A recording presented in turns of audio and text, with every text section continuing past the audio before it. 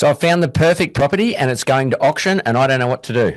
Well, I think tune into this week's episode of the Brisbane Property Podcast and we'll give you some hints and tips to help you succeed at your next auction in Brisbane. Welcome to the Brisbane Property Podcast with your hosts Melinda and Scott Jennison. Everyone, and welcome to another episode of the Brisbane Property Podcast with Scott and Melinda Jennison. And we're going to talk today about auctions. I love this topic. Welcome back, everybody. And the reason I love this topic so much is because Scott and I have attended hundreds, actually, I'm going to say thousands of auctions over many, many years throughout all of Brisbane. We really understand the auction process like professionals should. And when you are so experienced at seeing auctions and bidding at auctions, I think that you can see a lot of mistakes that buyers make at auctions. And so the purpose of today's episode is to really give you some hints and tips of, one, what you need to do to prepare if you are going to bid at an auction yourself, and what you need to do in the lead up to that auction. But number two, more importantly, on auction day, how can you actually outsmart other bidders through some tactics that professionals do use, and some of the tips that we're going to share with you hopefully will give you a competitive advantage when it comes to auction day. So let's start with some basics then, and what makes an auction different in Brisbane compared to private treaty, and why buyers find them quite intimidating. So, I mean, look, auctions, obviously, auction conditions, we talk about all the time. And again, we'll probably talk about things here and run through them fairly quick because we know them really well. So obviously, if we do brush over things a little bit, hopefully we cover it all really well. But auctions unconditional. So when the auctioneer will get up, he'll talk about the conditions of the auctions. You're buying it, finance unconditional, building and pest is unconditional. So everything, it is completely unconditional contract. You actually also waive your right to any cooling off period. So whatever you pay, if you are the highest bidder on auction day, if it meets the seller's expectations or indeed exceeds it, you will be the winning bidder and you will be required to sign the contract. There's no getting out of that contract whatsoever. So it is legally binding. It is also legislation here in Queensland that if you are going to bid or intending to bid at an auction, you must be registered to bid. And that means that you have provided your identification documents to the agent or the auctioneer prior to the auction, or just upon registering at the auction on the same day.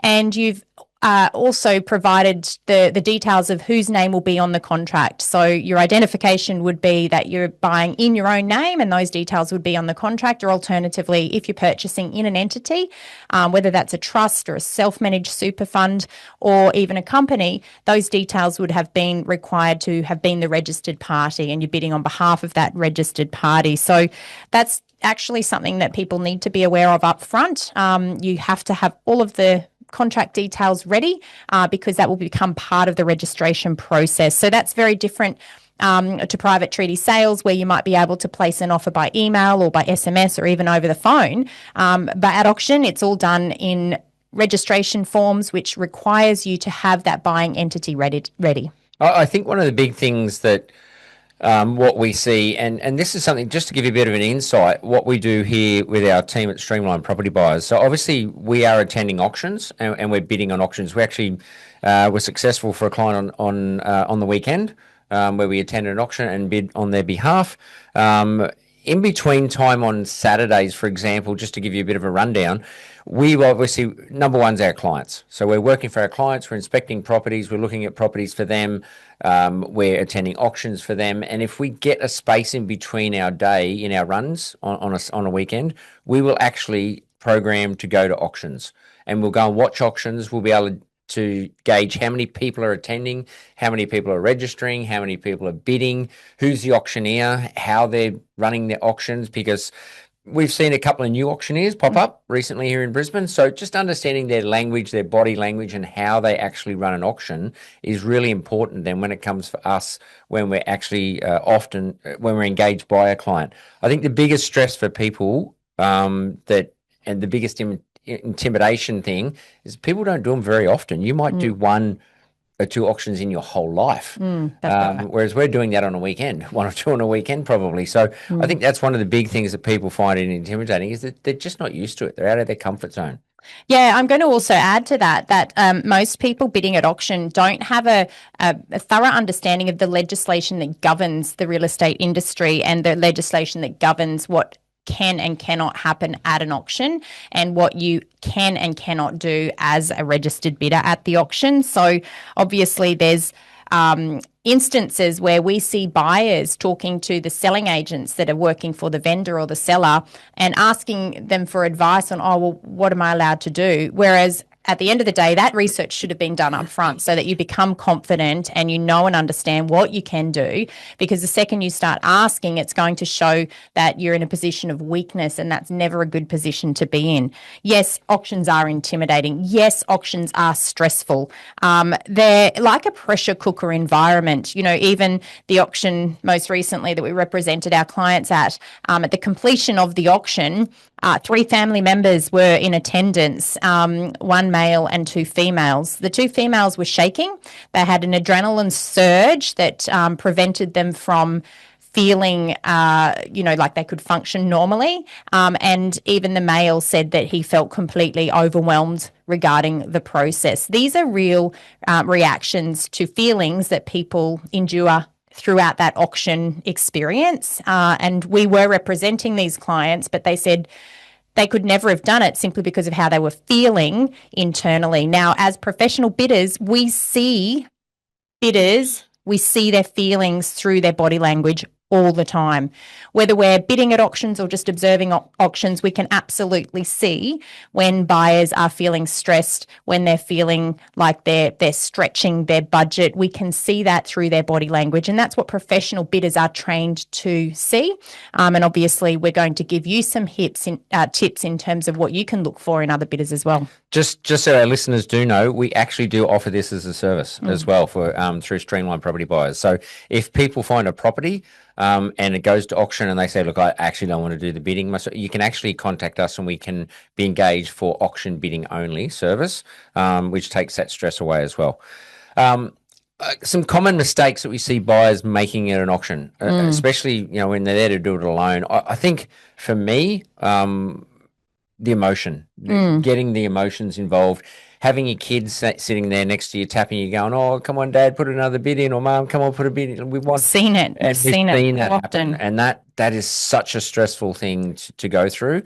I'm also going to say it's the fathers that are bidding on behalf of their daughters. We've seen that a lot recently, and we've seen really how emotions can cause people to stretch beyond their level of comfort, and you can see it in the way that they're bidding and in the way that their body language is changing. They don't want to miss out on properties because they're buying for their daughter or they're buying for their pregnant daughter. We've seen that as well, and we've seen how that can really influence your bidding style and your bidding activity if you're representing a family member like that. On the other side of it, ego. Oh, absolutely. We've seen that a bit too, where people go, "I'm not going to lose to that person. I'm going to make sure I win." And all of a sudden they get into this ego battle and the price we've seen that as well, where the price just continues because somebody's just so determined to win that they forget about the money side of things. And sometimes ego has worked negatively in auctions that we've observed, where there was absolutely no reason or requirement that a bidder or a buyer should have bid such a high amount because they were bidding against the seller or against the vendor directly. And so again, ego can absolutely get in the way of professional a good outcome for you as a buyer. So it's really important that you set a plan in place and stick to it up front. The other one I find as well is when people turn up and if there's a number of people registered and they ask for a bid and it just, you hear crickets. It just goes dead silent, and no one wants to participate. No one wants to bid, and I think, wow, you're actually registered. You're interested in the property. You want to buy the property.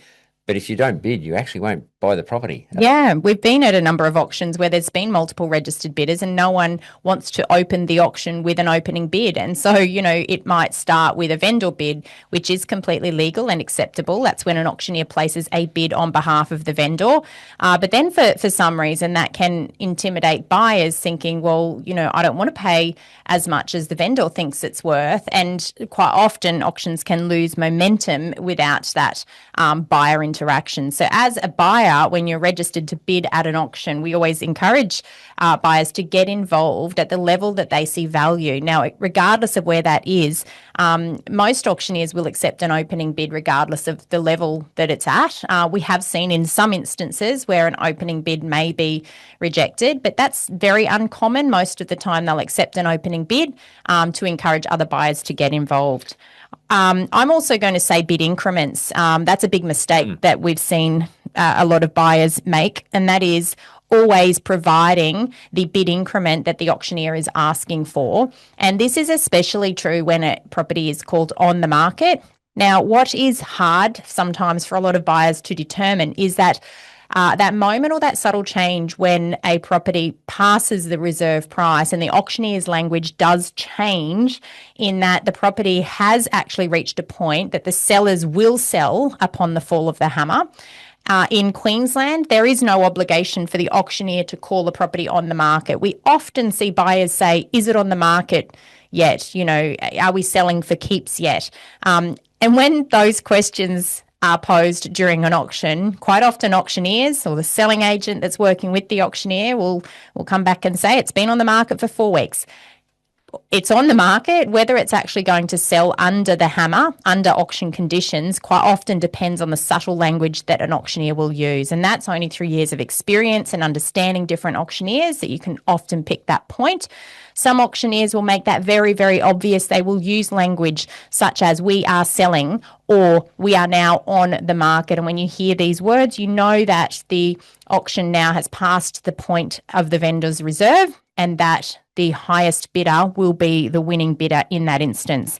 The mistake we see is when a property is called on the market or that subtle language changes and the auctioneer is still asking for really strong bid increments. They might still be asking for $50,000 increments or $20,000 increments, and buyers are potentially still giving that. We've seen buyers win when a property's been on the market by $50,000 where they may have only needed to pay $3,000 or $4,000 to be ahead of the next bidder. And this is a huge mistake because this can cost tens of thousands of dollars. And these are not stories we're making up. This is evidence that we've collected over many years of being at auctions throughout Brisbane. And these are the real mistakes that we see buyers make. I'll mix a couple of things up here. So we do see this a lot, you know, is it on the market? I'm not going to bid until it's on the market.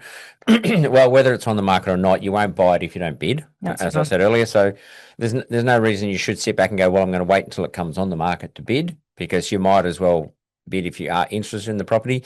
As you said about the auctioneer controlling the bids, if it's not actually reached a reserve, so when we talk about going on the market, the seller will have a reserve that they will set on the property. Now, quite often you find, and this will vary a little bit, but let's say we're at an auction and you offer them 5 or 10 and the auctioneer says, look, I'm not going to take that at the moment. That possibly means the language is we are not near a reserve. So we're not at a stage where they're going to sell the property. So that's possibly why he's trying to push it up a little bit more, because he knows the reserve and he knows where you've got to get to try and get the property on the market to sell. Let me just unpack that a little bit more, because there might be some people listening to the podcast that don't understand what we mean when we're using the terminology of the reserve price. Prior to the auction, the seller will actually provide written instructions to the auctioneer and the selling agent of the price, the minimum price that they will accept on auction day. That is documented in writing. And so when an auction opens, if the bidding activity from buyers does not reach the instructions that are in writing that auctioneer holds, then the property generally will pause and there'll be that moment of negotiation because the property has not passed reserve. In auctions that don't pause, usually that is because the bidding activity from the crowd has exceeded the written instructions or the reserve price that the seller has put in place prior to the auction. And that's the fundamental difference in Queensland in relation to auctions that have that moment of pause and auctions that don't pause and they'll continue to bid until they're sold. Every seller will have written instructions. Sometimes during negotiation, those written instructions may change through negotiation in that the selling agent receives a change of instructions. And again, that's generally in writing. or verified through multiple sources. And that means that the seller may be willing to accept a lower price through negotiation with a buyer. And that will happen when an auction pauses. But we can unpack that a little bit more later. On the pause while we're there, and I'll jump onto it straight away. On a pause, if there's a negotiation, and say, for example, I am holding the bid, and they say, look, we're just going to pause the auction, we're just going to go and have some negotiations, I don't get the right just as the negotiation directly. Yes, I'm holding the top bid, and they will come and talk to me, and they will talk to the sellers. If I'm not prepared to move from my bid number that I'm sitting at, they have every single right to go and talk to every other single buyer in the crowd and see if they are prepared to increase to try and get the property on the market and reach a reserve that the negotiations between the vendor and the seller will come to a stage where they say, hey, we're happy to sell it for that price. Even in negotiation, you can still increase your price. If you don't get to a stage where you meet the reserve or a price the vendor is prepared to sell it, they'll take that increase, but they'll probably pass the property in. Okay, they can open it up for people to have another bid, but if it doesn't reach that level, they have every right to pass the property in. And I'd like to just unpack a little bit more off the back of what you've just said there, Scott, and that is in Queensland, which is different to other state jurisdictions, if you are the highest bidder at the point that the property passes in, our legislation does not afford you the right for exclusive negotiation with the seller. That does not exist here in Queensland. So if you are the highest bidder and the property passes in, every single buyer in the market will now have the opportunity to submit an offer, and it will become a blind process. It will become a multiple offer process. And what you generally find is that there may be conditional buyers, that is buyers that were unable to be prepared and ready to bid unconditionally without that cooling off period and without that finance clause. They may be prepared to pay a higher price for the property, but they still need their conditions. And so in the instance that a property passes in, if you're the highest bidder, you don't retain any exclusive right. The negotiation then opens up to every buyer that may still be interested in the property above the level that the property passes in. And just so you know, the agent does not have to tell you the price that you're actually bidding against then. So when it becomes that private negotiation, multiple offer, they can't actually tell you what the other offers are. So you got, as Melinda said, it's a blind, hidden sort of auction. I prefer an open auction, standing on the front lawn in the backyard or whatever it may be, and you actually know what the underbidder is prepared to pay. And if you pay a little bit more, I much prefer that than going to multiple offer. So. Yeah, you don't have that negotiation directly as well. So jump onto some preparations. So obviously we've talked about people feeling intimidated, mistakes people make. Preparation, I think, is key on this, and especially when, even for us working with a client, preparing our client so that they know what to expect on the day and how we're going to act, how we're going to control the auction and what we're going to do. So some different things, obviously due diligence and preparation, critical. Absolutely. So I think that we can break the preparation down into two steps. First, all of the due diligence must be completed up front. That is understanding the property, the zoning, the nearby development impact, the impacts such as flood or bushfire or main roads or road resumptions. These are all things that must be done up front so you can understand what you're buying. If you're buying in a body corporate scheme, understanding the scheme itself, the insurance that's in place that is covered, the contributions that you'll make to the sinking fund and to the administration fund, reviewing the minutes from the previous 2 years of meetings. These are all due diligence items that must be conducted up front before you buy, so you can have confidence in what you're buying. I'll also say price. It is so important that you have an understanding of price before you go to auction. We always talk about price in two ways. We talk about objective value first. Objective value involves placing a price on the property based on the most recent comparable sales that are similar to the property that you're looking at. You can assess the land size, you can assess any impacts on the properties, you can assess the property size, the layout, the orientation, the condition of the property, and come to a determination as to whether the property you're looking at is superior to or inferior to any recent comparable sales. And you can give yourself a range upon which you feel that the objective value sits. Now, of course, property is not always purely purchased with a calculator. So we also talk about what we call subjective value.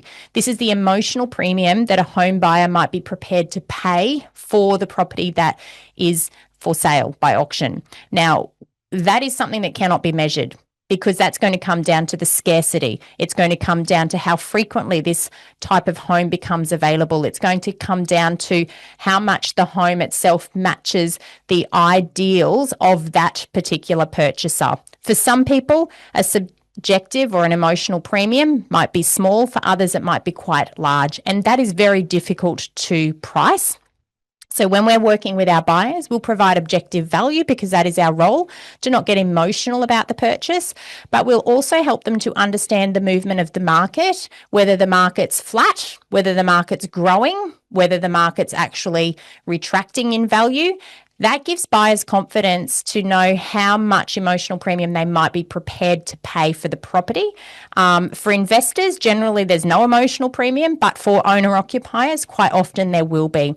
And that's a number that we can discuss together.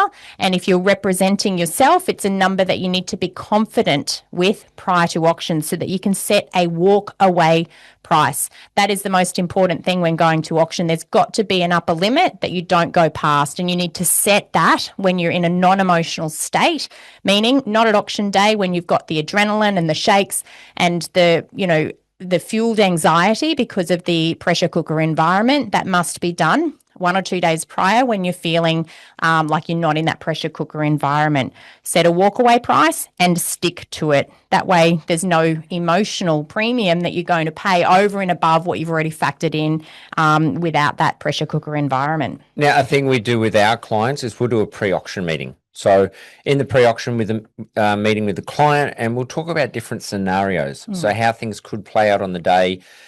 There's never a set, this is how it's going to happen. This is what's going to happen, because you don't know how many people are registered, how many people are going to bid.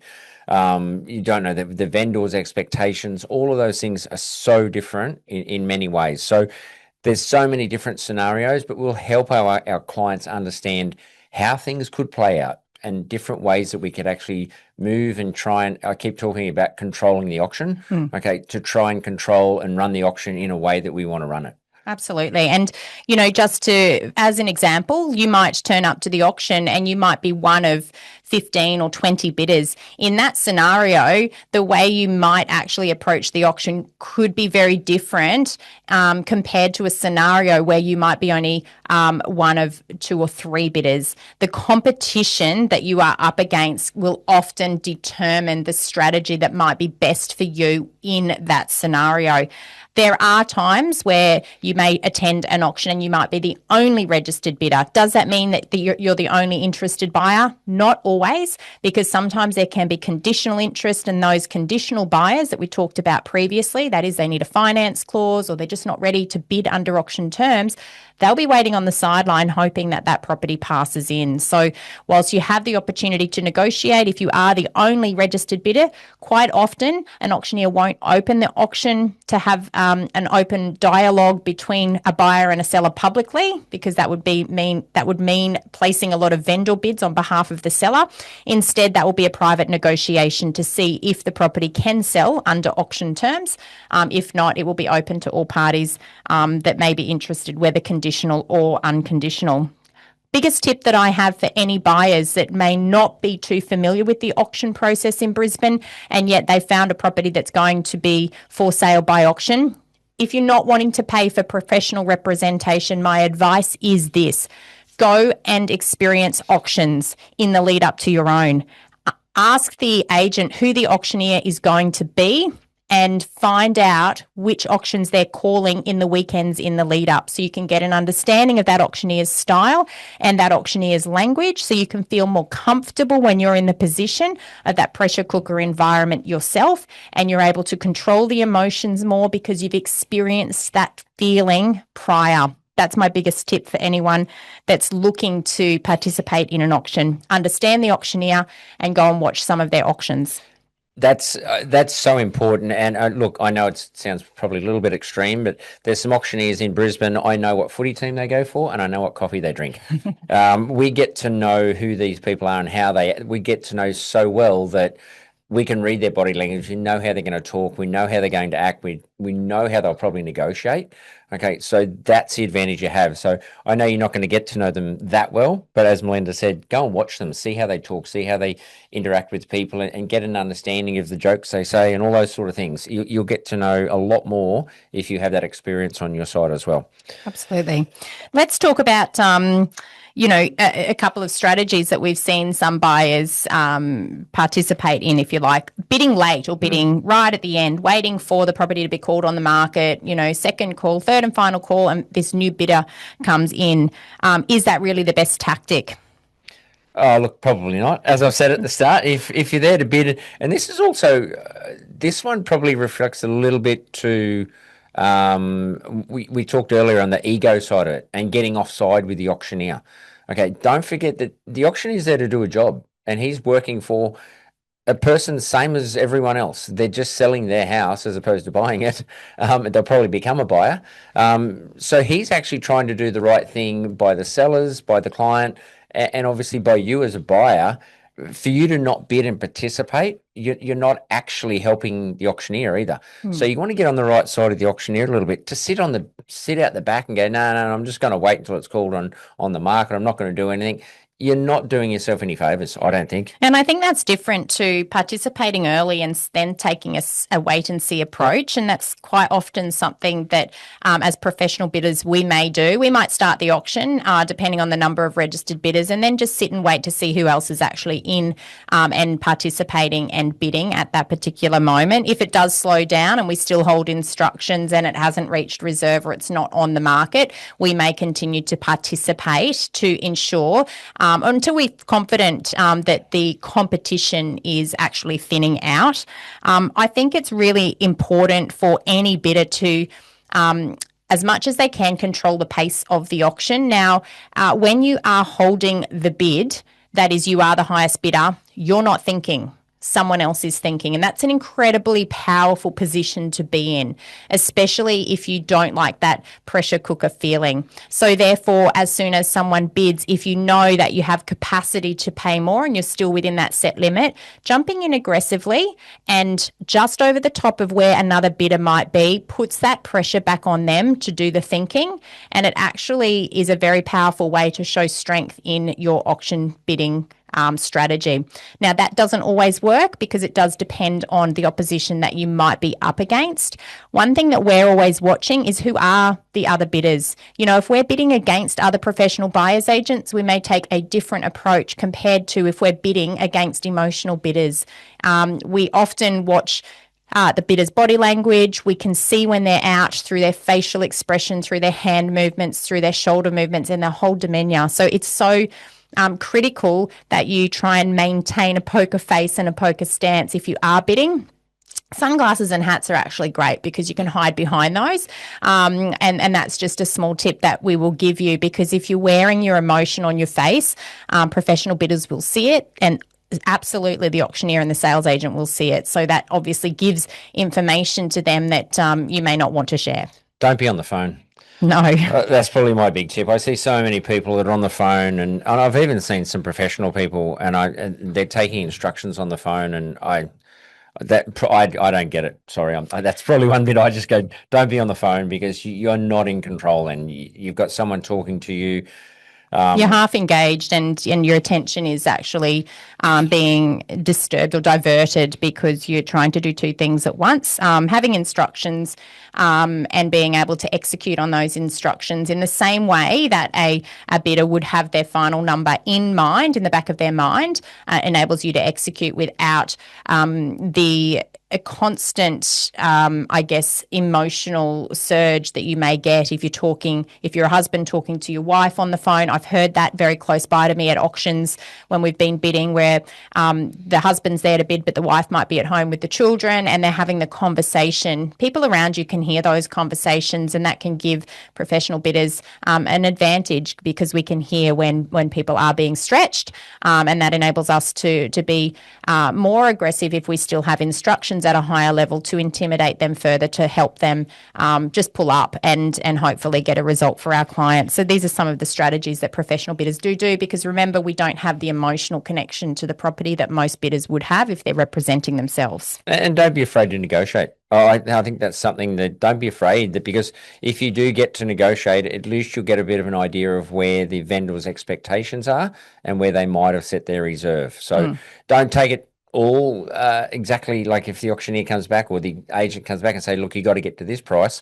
Doesn't mean you have to straight away. You can negotiate. So just be careful of that one as well. Understanding the auctioneer, as we talked about, the crowd, reading the numbers, understanding what's happening on the day, really important. So make sure you're there. We work in twos. So we'll have two people. One person will be scribing, so taking in our numbers. Gives you a bit of an opportunity then between the two people when we're together, is to actually read the crowd more and be able to see how people are behaving.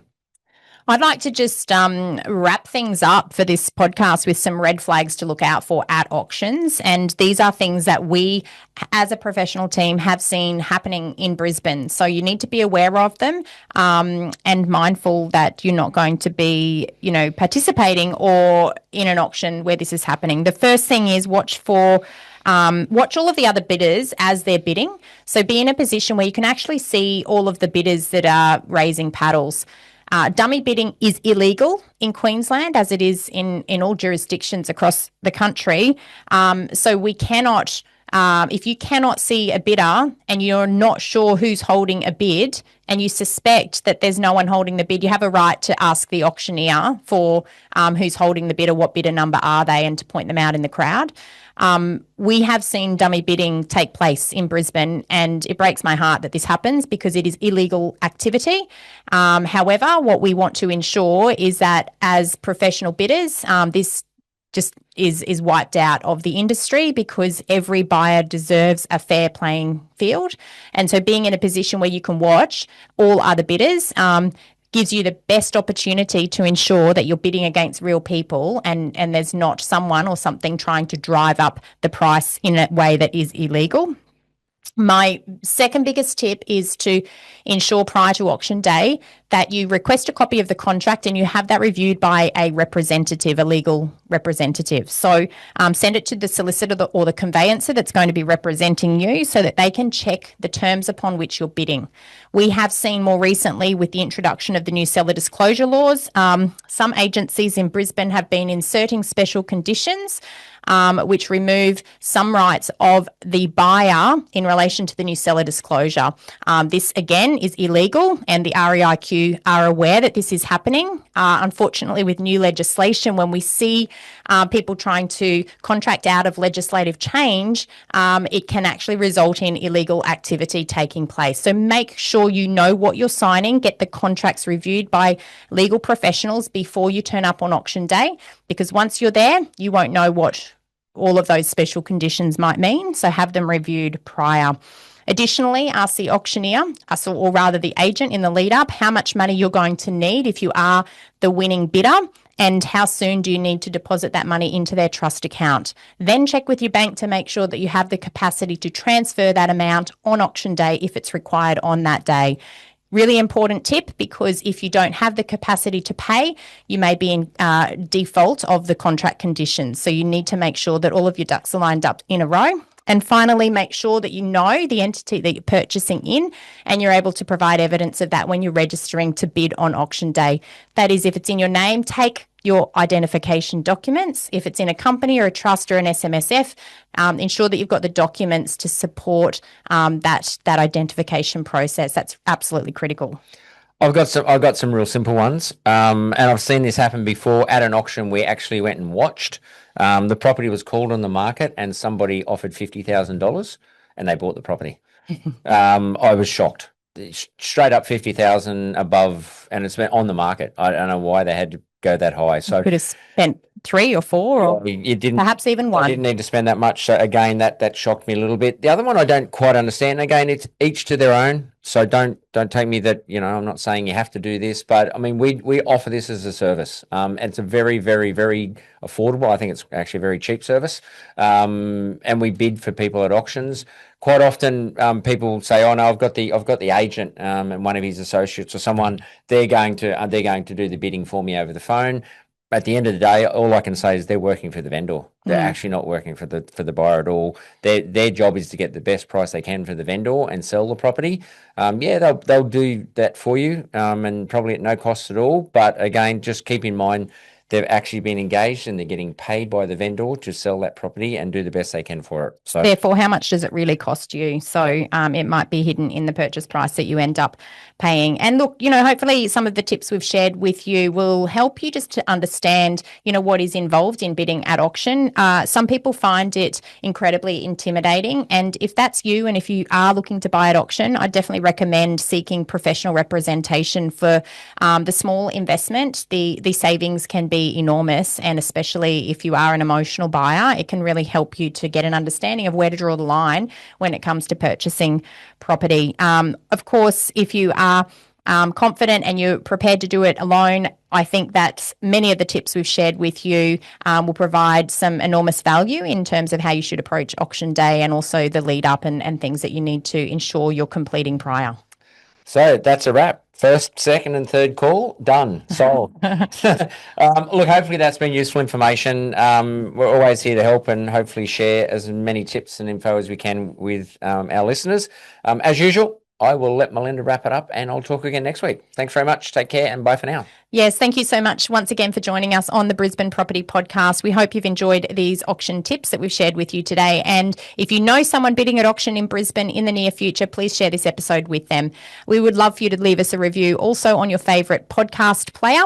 The more reviews that we receive, the more likely others are to find this content. We hope you have a fabulous week, and until next week, bye for now.